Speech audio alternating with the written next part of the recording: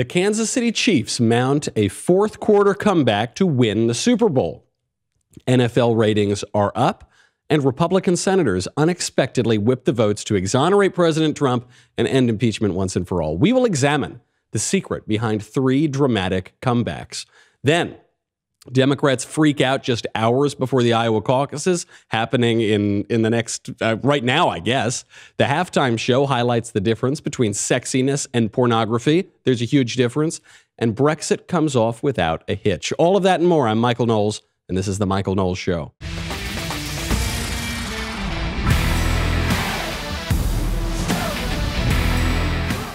Huge win in the Super Bowl, and I don't know anything about football, and I didn't watch most of the Super Bowl, but there was a major win. The biggest win of the Super Bowl was for us. We all won the Super Bowl because of how apolitical it was. The commercials, the show itself, everything about it was not dripping in leftism. We will examine why that is, because it made the whole thing much, much more enjoyable. But first, I've got to keep you safe. And one way that I can do that is by telling you about our friends over at Ring. Ring's mission is to make neighborhoods safer. Now, you already know about their smart video doorbells and cameras that protect millions of people everywhere. Well, what Ring does is helps you stay connected to your home anywhere in the world. You might recall that I have been in Washington, D.C. now for about 3 weeks because we've been covering impeachment on the Ted Cruz podcast. Well, one way that I can feel like I'm not so far from home is Ring. Ring just keeps you safe. Right now, as a listener, you have a special offer on a Ring starter kit that is available right now. Take advantage of this. I've given Ring out to my friends, and it really makes them feel safe. The video gets uploaded to the cloud, and they know whether they got a burglar going around their house at night or whether it's just a cute little possum. That's a true story. With a video doorbell and motion-activated floodlight camera, the starter kit has everything you need to start building a ring of security around your home. Go to ring.com/Knowles, Knowles. That is ring.com/Knowles. Big Super Bowl win yesterday. Not just for the Chiefs, but for all of us. The show, the game, the spectacle was not political. It was not leftist. It was not anti-American. It was not protesting the American flag. It was just football, okay? There were ads for President Trump. There's an ad for him, an ad for Bloomberg. Mostly, other than that, it was free of politics. The ads, they were fun. They were kind of hokey. They were kind of lame. Well, that's pretty much the definition of television these days. In the age of new media, almost everything on TV is a little hokey and a little bit lame. But they were fine. Why did the NFL avoid politics? The NFL avoided politics because politics was destroying their ratings. Leftism was destroying their ratings. Colin Kaepernick and protesting the flag and all that stuff was causing people to tune out. And so the NFL made a big comeback by getting rid of their political advertising, their political themes. The whole theme of today is comebacks. Maybe the whole theme of this year is major comebacks. There was one insane political ad that PETA, the animal rights organization, wanted to put out. The NFL refused. They said no. We'll get to that one in a little bit because it's truly unbelievable. So you had two ads, basically, that were political, Trump and Bloomberg. Now, I want to take a look at those before we get to the biggest comebacks, because those two ads show you completely different strategies, completely different approaches to politics, and I think maybe why President Trump is going to have the advantage in November. You know, yesterday was Groundhog Day too, so we're all making predictions here. I think if we're just judging by these two political ads, Trump is going to have the advantage in November. So here is the Trump ad. It's a 30-second spot touting his criminal justice reform.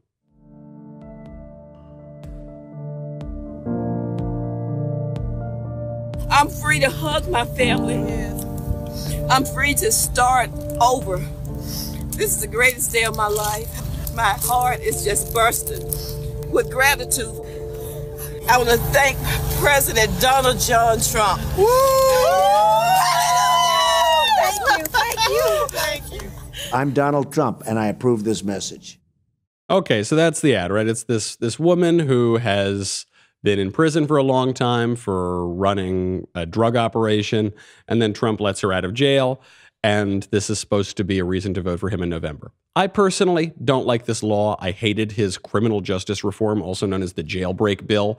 I think it's been dishonest. I think it distorts justice. It's my least favorite thing he's done, probably. However, from a political perspective, this is a great ad for the Super Bowl.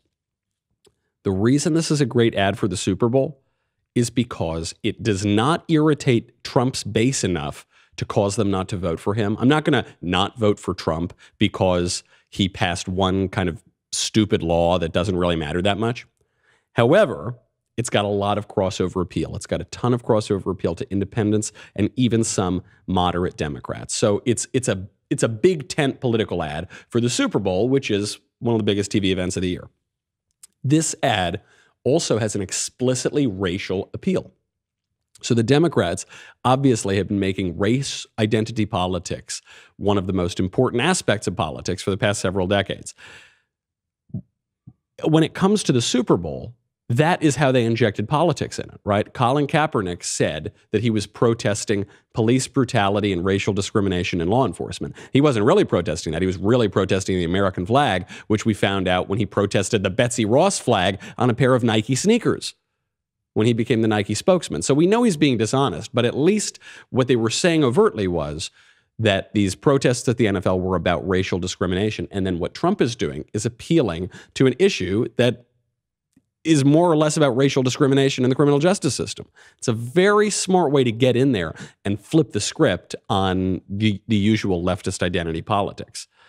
Also, it's a broadly popular issue, so-called criminal justice reform, or springing criminals from prison, especially if they're nonviolent drug offenders, which I think is a kind of meaningless term, but nevertheless, these are not people who've gone in and murdered somebody. They've dealt in drug crimes.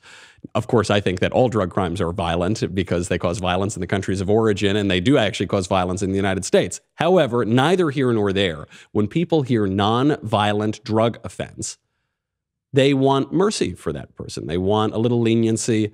It's a popular issue. So Trump goes for the popular issue. Okay, compare that ad to the other political candidate's ad of the Super Bowl, the other billionaire from New York, Mike Bloomberg. Here it is.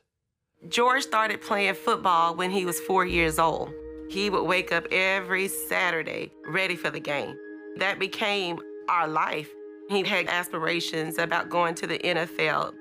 On a Friday morning, George was shot. George didn't survive. I just kept saying, you cannot tell me that the child that I gave birth to is no longer here. Lives are being lost every day. It is a national crisis. I heard Mike Bloomberg speak.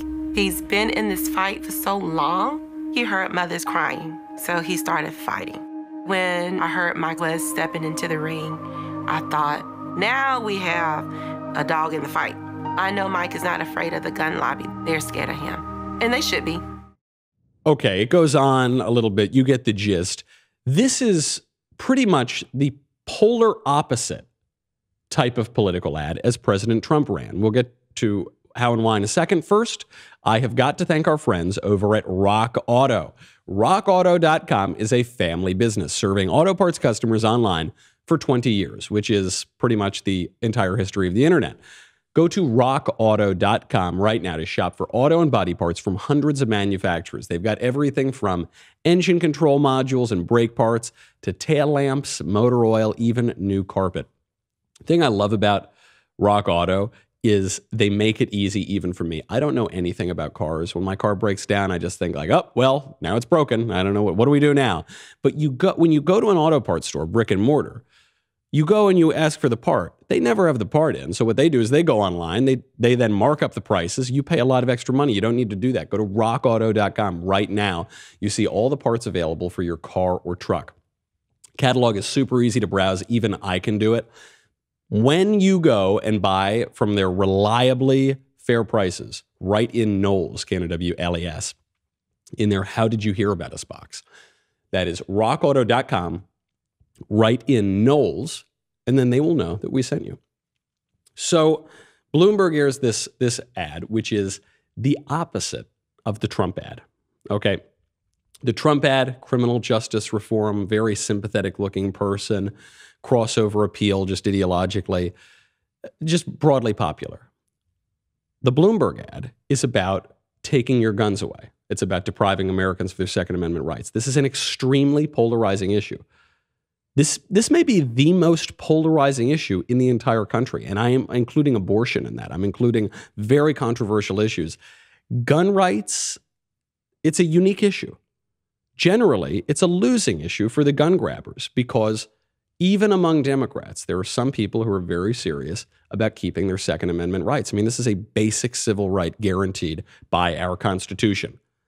On the issue of gun rights, everybody knows exactly how they feel about it. Okay, there is no ambiguity whatsoever. When you're talking about something like criminal justice reform, people don't exactly know how they feel. It's kind of a new issue that's being discussed.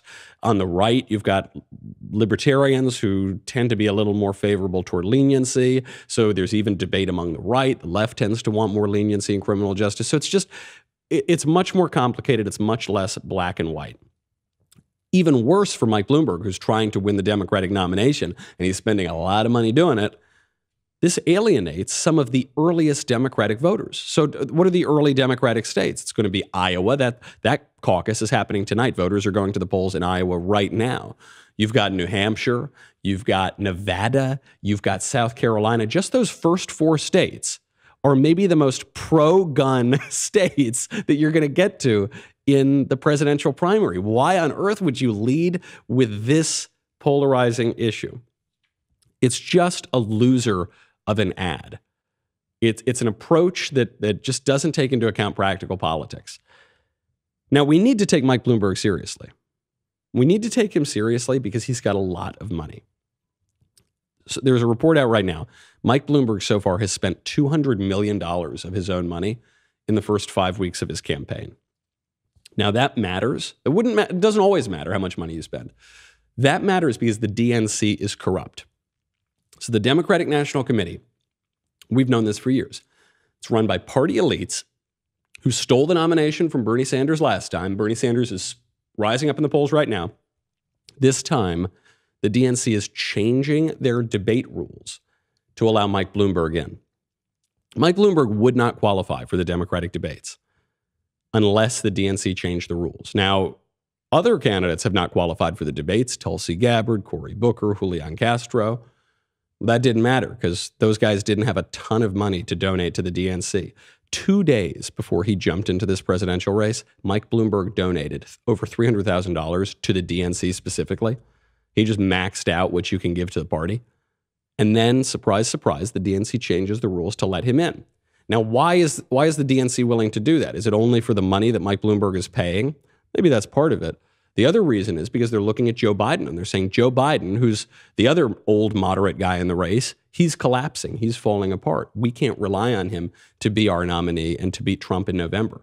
So if Biden collapses, Mike Bloomberg is willing to take the moderate lane, and he could do pretty well. Now, President Trump is taking this seriously.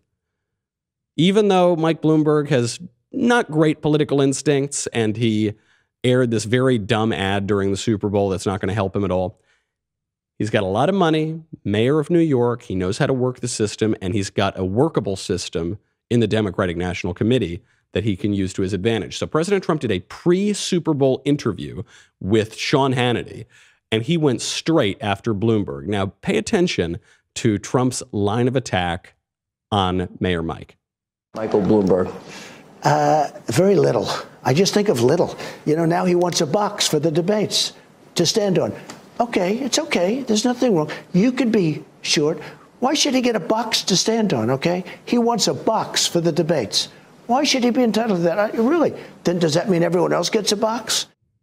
Does that mean everybody else is going to get a box? A little mini Mike? He started calling him mini Mike. He's going after Bloomberg's height.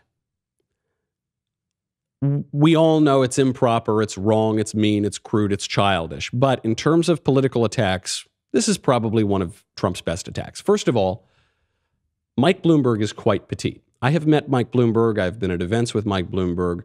The websites that say that Mike Bloomberg is 5'8" or 5'9" or 5'10" are just simply lying. He is not that tall. He is a very petite man. Now, that's fine. There have been very impressive, shorter people in history. Napoleon Bonaparte being one example, James Madison being another example. However, the reason this attack was so smart is not because Trump is making fun of the guy for being short. It's because it's baiting Mike Bloomberg to respond in kind.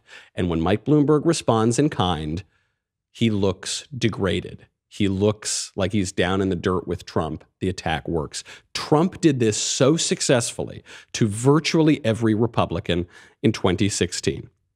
Okay, Mike Bloomberg, Trump calls Bloomberg short. Bloomberg takes the bait and totally screwed up the answer. Bloomberg spokesman said, quote, Trump is a pathological liar who lies about everything, his fake hair, his obesity, and his spray-on tan. All right, Bloomberg just lost all the moral high ground. Bloomberg just got right down in the muck with Trump. The GOP candidates in 2016 did the same thing. They took Trump's bait and they degraded themselves. The whole argument that they were making, take someone like Jeb Bush. Jeb Bush made this pitch, which was Donald Trump is juvenile, he's cruel, he's crude, he's undignified, he's disgusting, right? Now, I, Jeb Bush, I am this serious, mature, dignified person. Okay, they could have made that argument, except when Bush would degrade himself. I remember one specific moment, 2016, Jeb said something that was a little more Trumpy, and Trump laughed at it. And Jeb said, yeah, was that high energy enough for you, Donald? And Donald said, yeah, pretty good. And Donald put his hand out low by his side as if to get a low five. And Jeb Bush, like he had just gotten the approval of the bully on the playground, gets so excited he kind of jumps up a little and he smacks Trump's hand with a high five. And right there, Jeb lost his whole campaign. And he lost his whole campaign because the only reason to vote for Jeb Bush is that he is the boring, mature, serious adult. And Donald Trump baited him into looking more childish than he. Another example of this, Marco Rubio. Right? Donald Trump starts calling all the candidates names and little Marco, right? Lion Ted, low energy Jeb. And Marco Rubio was getting irritated by this, but he was trying to maintain that dignity. He was trying to maintain those talking points, the memorized 30-second speech, as Chris Christie called it. And then when he was getting desperate toward the end of the primary race, Rubio wanted to mix it up, so he starts taunting Donald Trump like he was Don Rickles, like he was doing an insult comedy routine. He made fun of Trump's hand size, insinuating that another part of Donald Trump's anatomy was a little small. He started making fun of his physicality, and Marco fell apart. Because now all of a sudden, you didn't just have one crude, undignified candidate and one serious foreign policy establishment guy. You had two undignified, childish candidates. And if you're going to pick one of them, you're obviously going to pick Trump. Because at least Trump is authentic. He's not trying to do something else. I think Donald Trump actually made fun of him. He said, yeah, Rubio was out there doing his Rickles routine, but it's not going to work. You know, you can't out-Trump Trump. That's what happened here. I think there are a lot of moderate people, especially moderate Democrats, who would really like Mike Bloomberg. Very successful guy, very moderate, very acceptable. And yet, if Bloomberg is going to go out there and be like, hey, Donald, you're fat and ugly and stupid, ha, ha, ha, then all right, if you've got two brash, tough-talking New Yorkers who are undignified, give me Trump. At least Trump has a good track record, right? He's got a great economy, great foreign policy. I'll take the devil I know rather than the devil that I don't. So notice how Trump goes after the other candidates compared to Mike Bloomberg. He doesn't go after Bloomberg on issues. He goes after Bernie on issues. We'll see that in a second. He doesn't go after Bloomberg on guns because President Trump knows that guns are a tricky issue, right? He knows the lesson that Mike Bloomberg doesn't know. Mike Bloomberg decides to lead during the Super Bowl. Everybody's watching by talking about how he hates your guns and he's going to take your Second Amendment rights away. It's immediately going to alienate half the audience. Trump doesn't do that, even though Trump has the opposite position on guns, right? Trump says, I'm going to defend your Second Amendment, but he knows if he airs that ad, he's going to alienate half the audience. If he goes after Bloomberg on his signature issue, guns, going to lose half the audience. So instead, he calls him short, he calls him weak. And in the process of that, he makes Mike Bloomberg degrade himself. Much smarter strategy. He saved the issue attacks in that same pre-Super Bowl interview for Bernie Sanders. Here he is. Bernie Sanders. Well, I think he's a communist. I mean, look, I think of communism when I think of Bernie. Now, you could say socialist, but Did they get married in Moscow? And that's wonderful. Moscow's wonderful. Might have been the honeymoon. You don't think necessarily, well, whatever, but you don't necessarily think in terms of marriage, Moscow. And it's wonderful. I'm not knocking it, but I think of Bernie sort of as a socialist, but far beyond a socialist. Elizabeth. There's the issue attack. There's the ideological attack. Bloomberg is short and weak, and he's going to irritate Bloomberg so much that he's going to implode. Bernie is a communist. He doesn't call Bernie an old, crazy-haired, wild man, right? He calls him a communist, goes after what he thinks, as he should, because Bernie is a communist. Trump, as always, is painting this picture. He got married in Moscow. And then you hear, well, he didn't get married in Moscow. He did his honeymoon in Moscow. Yeah, honeymoon, marriage, whatever. The guy loves Moscow. Okay, and Moscow's a fine place, but communist. And you're just getting this image of Bernie so excited. He loves the Soviet Union so much that he's getting married there. He's honeymooning there. Bernie is surging. We're going to see tonight if Bernie's support is real, because Bernie is now at the top of the heap in Iowa. Now, if Bernie doesn't win in Iowa, it's a whole new race. If Bernie does win in Iowa, if he's got momentum into New Hampshire, that is a serious problem for the establishment. If Joe Biden does collapse tonight in Iowa and later in New Hampshire, Bloomberg could be the guy. He's got the money. He's got the media, right? He's actually has a media outlet called Bloomberg. His chief competition for this moderate lane would be Mayor Pete Buttigieg and Senator Amy Klobuchar. Neither are ready for prime time. The Democratic establishment is so nervous about this. John Kerry, former Secretary of State and failed presidential candidate in 2004, was overheard at a Des Moines hotel just over the weekend suggesting that he might run for president. John Kerry got clobbered in 2004. Now, he's denied this. He actually tweeted out a very profane quote. I don't know how else to put it. It was clearly a mistake that he tweeted it out. He deleted it later, but he wrote, quote, "As I told the reporter, I'm absolutely not running for president. Any report otherwise is effing or categorically false. I've been proud to campaign with my good friend Joe Biden, who's going to win the nomination, beat Trump, and make an outstanding president." Then he deleted that because clearly someone drafted it up and jokingly wrote effing, right, instead of categorically, and then they tweeted that out. Think about how desperate the Democrats must be for John Kerry to have an opening in this race. Think about how pathetic that is. John Kerry got clobbered by George W. Bush 16 years ago. 16 years ago. This would be like if in 2012, the Republican Party was in such disarray that they got Bob Dole to run again. Bob Dole ran, got the nomination in 1996, lost to Bill Clinton. It would be like if 16 years later, 2012, he ran for president again. We didn't exactly have a winner in 2012. We had Mitt freaking Romney. But still, at least we had a kind of new candidate, a younger candidate. It would be absurd if the party were in such bad shape that Bob Dole were running again in 2012, you'd be in immense trouble. And that is what we're seeing here among the Democrats. So I think in so much as there was politics in the Super Bowl, the Republicans did much better. They just played it much smarter. Other than that, the Super Bowl was not terribly political. They made a big point of this because they're finally seeing their ratings come back after years of falling apart post-Colin Kaepernick, and they just didn't want to ruin it. There was one ad that the Super Bowl rejected that was so offensive, so absurd, that they dismissed it outright. That was from PETA. It was PETA comparing black people to animals. We will get to that in a second. First, I've got to say goodbye to Facebook and YouTube. And sorry, guys, because you're going to miss my halftime show thoughts, and I have many thoughts about the halftime show. Speaking of halftime, it feels like we're halfway through 2020, but the truth is we haven't even gotten started.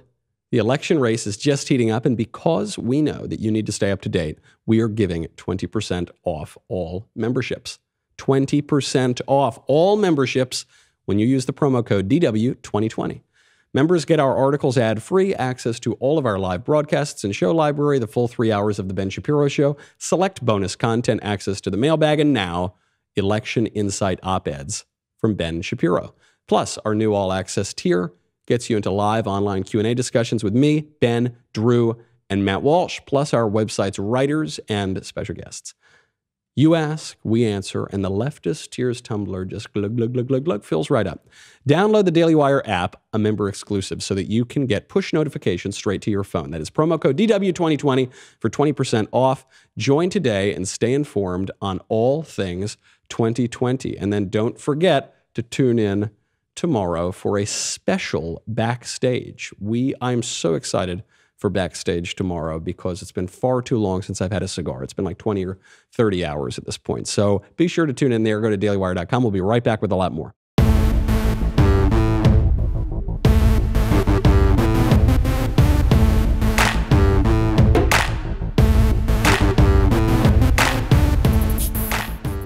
Before we get to the halftime show, which is visually rather interesting, I've got to talk about this ad that the Super Bowl and the NFL rejected. This was an ad by PETA comparing black people to animals. Take a listen. I will narrate you through this ad. So you've got a little bumblebee flying, and then the animals start kneeling. You can see a little bear standing up, then the bear kneels down. A little fish swimming in the water, the fish kneels down. Wolves, foxes, they take a knee. A disgusting tarantula and a gross little rat kneel down. Sheepdog kneels down. Little pig kneels down. You can hear this Star-Spangled Banner in the background. Reminds you of that Colin Kaepernick protest. All the animals kneeling down. Now the bald eagle itself is kneeling down, symbol of America.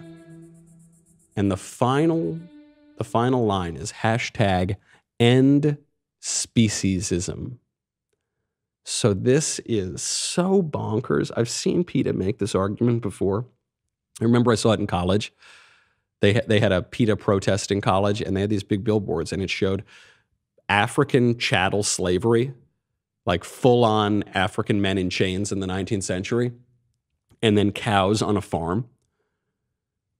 And they were saying, see, when you really think about it, aren't those the same thing?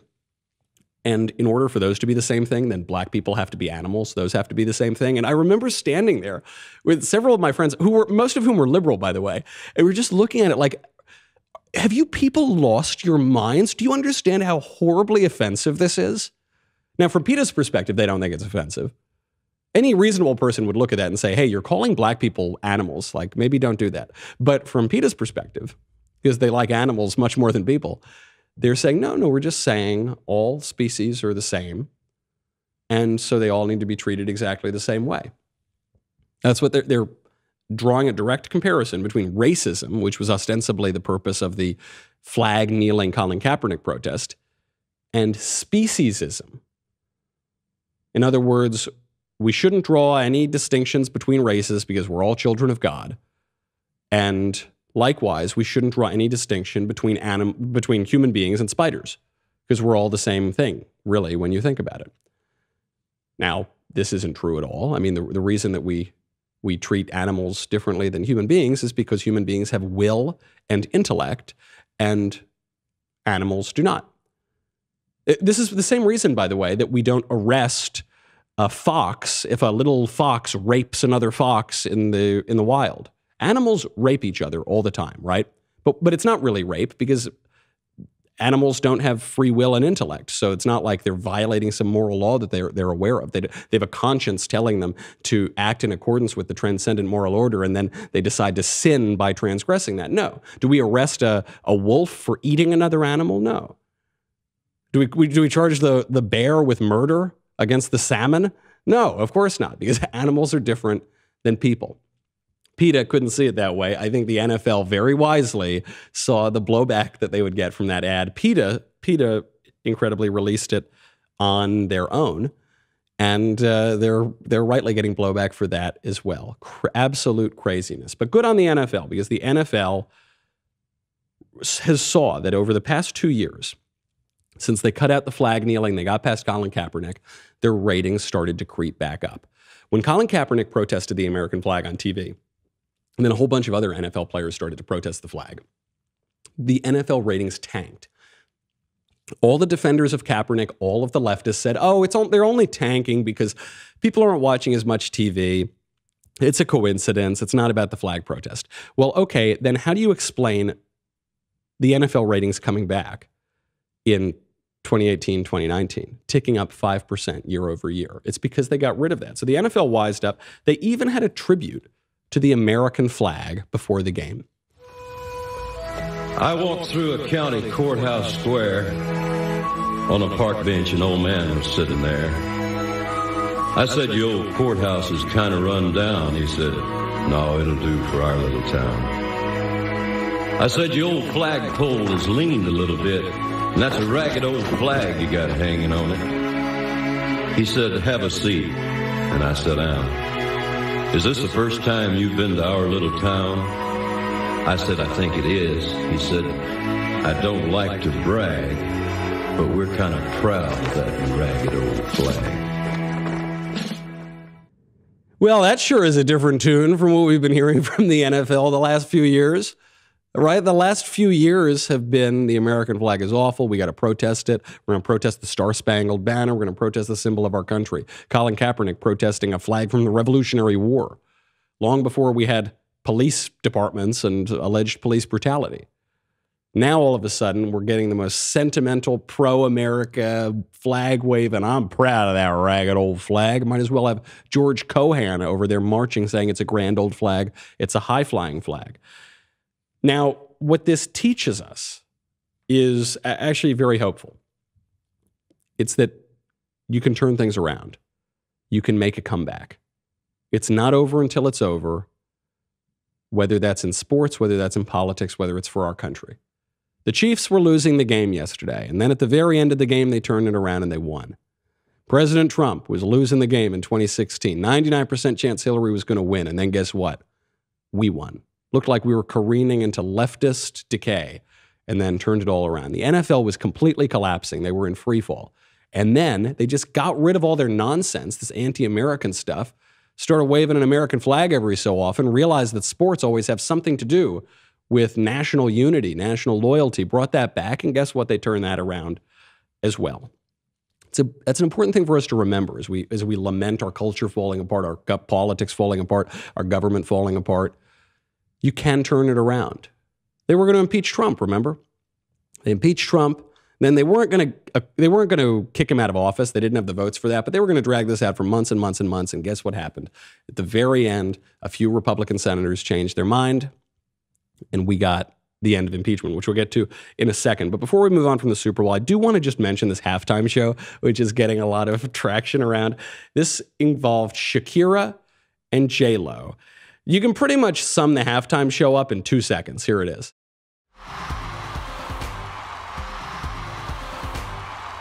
There it is. It's just Shakira and J-Lo shaking their moneymakers. That was the halftime show. Look, not the worst halftime show in the world. I'll take it over Nickelback. But it also showed us something about art and about culture. Right? This whole show, especially the J-Lo side of it, was explicitly pornographic. It involved a stripper pole, grinding, crotch grabbing, some rope was involved. Both Shakira and J-Lo are incredibly skilled dancers and performers. They're incredibly hot. It's unbelievable. J-Lo is, I think, 50 years old now. Shakira is 43. They were moving like they were teenagers. I mean, they're just incredibly skilled performers. And yet, the show wasn't that sexy. Even though it was all about sex, it still wasn't that sexy. It reminded me that pornographic is actually the opposite of sexy. It seems like they would be the same thing, but they're actually opposites. And I'll give you an example. I was in Cuba a couple years ago, and we went to one of these old-timey Cuban shows, kind of the Ricky Ricardo stuff, where the women come out in the big costumes and they're kind of moving their hips, and they're not actually showing you that much of their body, but the way that they're moving, the things that they're slightly revealing and then putting back away, create sexiness. Sexiness comes from what you're not showing as well. It's the reason that a woman in a bikini is sexier than a woman who's completely naked a lot of the time. Why is that? It's because when you just show everything, it's all out there. In many ways, it's grotesque. People generally don't all look that good naked. But when you're hiding something, then your imagination is doing the work. It's the reason why you never want to see the monster in the horror movie. The minute you see the monster, it's all clear to you. You don't have anything left to imagine or anything left to be excited about or anything left to dread or any of that. But when the monster is in the shadows, you can't, then your imagination is doing so much more work. It's the reason that modern poetry is trash and older poetry that has constraints is good. It's the reason that, slam poetry is like the death of art because there's no limitation on it. There's nothing constraining it. Whereas an Elizabethan sonnet has all of these rules that you've got to play within, and the constraints actually give much more creativity. Our culture has become increasingly pornographic and much less sexy the whole time. And it's just a lesson, I think, for young people and performers to keep in mind is you need a limiting principle in all walks of life. If you just throw it all out there, if you just get so graphic and grotesque, then you're actually losing a lot of what you're going for in the first place. You've got to restrain yourself. You've got to have some rules. You've got to leave a little bit to the imagination because the imagination has much more power than our limited physical bodies. That was just my take on it. I'm not saying, look, could have been a worse halftime show. I know a lot of conservatives are railing against the explicit nature of it. Think of the children. Oh, the children will be traumatized. That's not my primary concern. I mean, it's true. You don't want kids to be seeing these very graphic things at a family sporting event. But my concern is beyond the children. My concern is just that it's actually not achieving what it says that it will achieve. It's in the same way that the sexual revolution actually now means that fewer people are having sex. That now actually it's having the opposite effect of what it said it was doing. And that's so often the case with leftist cultural movements. There was another huge comeback, which happened just after we went off air on Thursday, which is that President Trump is about to be exonerated. President Trump is almost certainly about to be acquitted in his impeachment trial. There were 4 Republican senators who could have tanked this impeachment, made it drag on for weeks and weeks and weeks with more witnesses and John Bolton testifying and Hunter Biden testifying and the whistleblower testifying and Adam Schiff testifying, or they could have all ended it. I'm doing this show with Senator Ted Cruz called Verdict with Ted Cruz, and he comes from the Capitol each night, comes on over, and we talk about what happened in impeachment. So we had been chatting the night before this vote last week, and he said, oh, yeah, it's probably going to drag on. It looks like we're going to get some witnesses. We'll see if we can move some senators. 4 senators here: Mitt Romney, Susan Collins, Lisa Murkowski, and Lamar Alexander. Those were the 4. Republicans had about 47 votes. They needed 3 of those. They needed 3 people to flip. Or I'm sorry, rather, the Democrats needed 3 or 4 people to flip, and then they could have dragged out this impeachment question. If they only got 3 people to flip, then we would have had a 50-50 vote on more witnesses. We don't know how that would have resolved. The Chief Justice would have been dragged into it any way he chose, whether to vote or to not to vote or to let the motion die. It would have created a real constitutional problem. So they were going to try to drag out these votes. Now, what happened? Mitt Romney and Susan Collins both said they were going to vote for more witnesses. So the Democrats just needed to get 1 more to make it to 50-50 or 2 more to make it to 51-49. The other 2 were Lisa Murkowski and Lamar Alexander. Lisa Murkowski is an independent. She's a moderate from Alaska. It's a purple state. She had to go home and face her constituents. Lamar Alexander was retiring, so he actually didn't have that constituent problem. Lamar Alexander, though, as Senator Lindsey Graham and Senator Cruz were telling me the other night on the Verdict podcast, Lamar Alexander really cares about the institution of the Senate. He didn't want to see the institution of the Senate lose respect and credibility. Now, when, in particular, Lindsey Graham and Ted Cruz were trying to work the room and try to work the senators and get them to come over and vote against witnesses, they had to use different tactics. They had to convince Senator Murkowski that it was in her interest to go in, vote against witnesses, and that would help her with her constituents. They had to convince Senator Alexander that it would hurt the credibility of the U.S. Senate if he voted for more witnesses. Those are totally different lines of attack. They had to know that Mitt Romney and Susan Collins were lost causes. And Susan Collins, again, purple state, she's in an election year, you can kind of understand it. Mitt Romney has no excuse. He's just a jerk. He's just an absolute jerk. He's in a very conservative state of Utah, and he's still a jerk. But even his jerk vote tells us something about this process, which is that the individuals matter. It's the lesson I've learned most on the Verdict podcast with Senator Cruz. We think that going into these impeachment proceedings, everything is pre-planned, everything is scripted, nothing happens in real time. It does.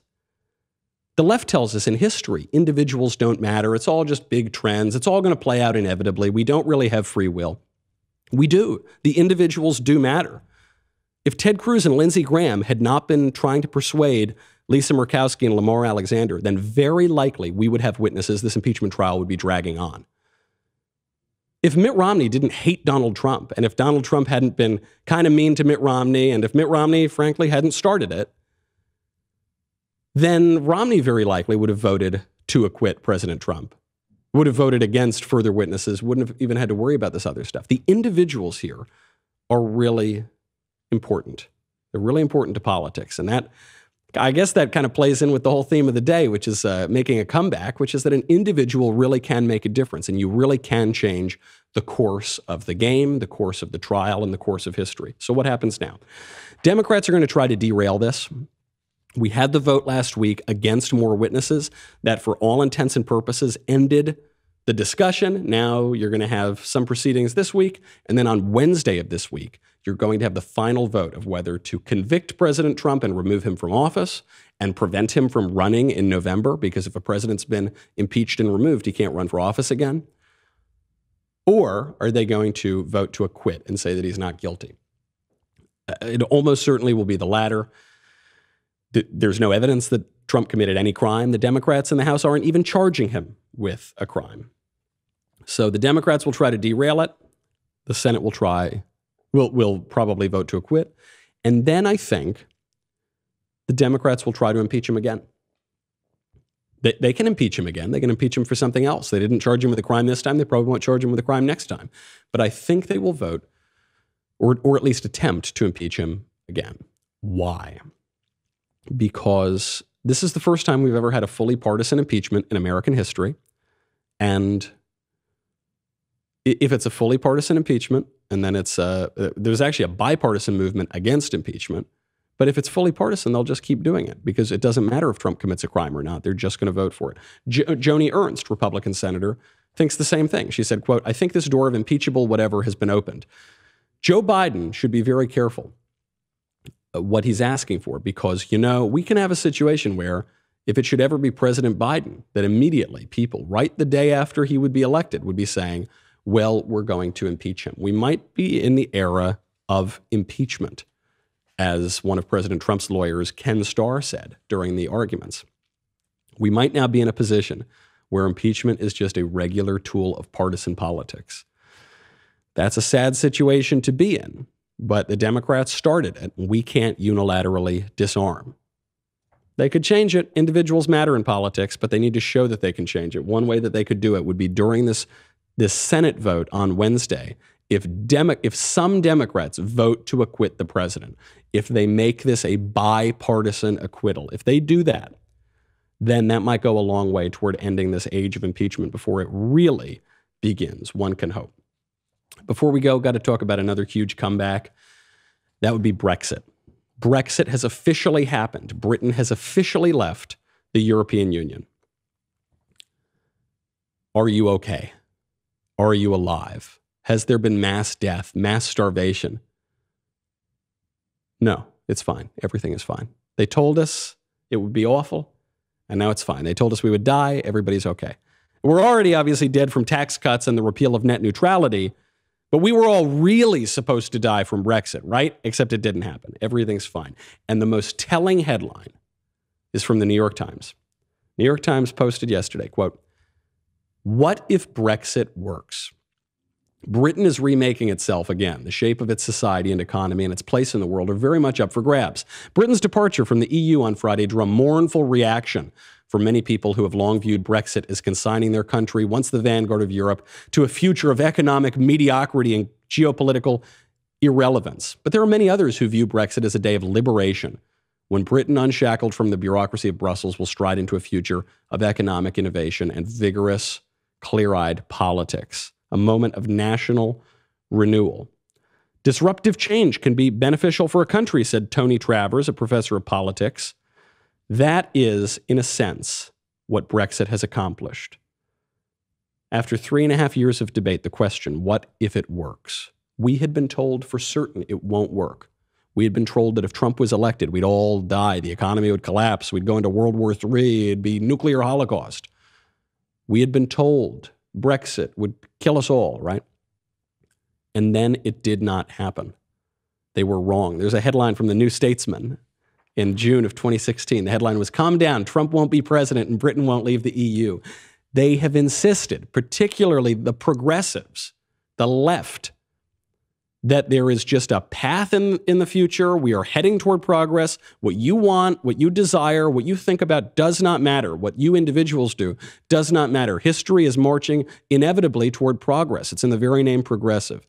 And William F. Buckley Jr., when he started National Review in the first issue, he said a conservative is one who stands athwart history yelling stop. And individuals have done that before. They've turned it all around. They've come from behind. In the game, in politics, in the impeachment trial, in the history of the world, we're seeing that happen over and over and over. And it does appear that we are at a period of renewal. We are at the dawn of something new. Whether that something new will turn out well or turn out poorly is not written in stone. It's not inevitable. The individuals will matter. We have a chance to come from behind, but we've got to take that chance. All right, that's our show. I'm Michael Knowles. This is The Michael Knowles Show. Head on over to dailywire.com. Get that 20% off subscription. And then I will see you back here tomorrow.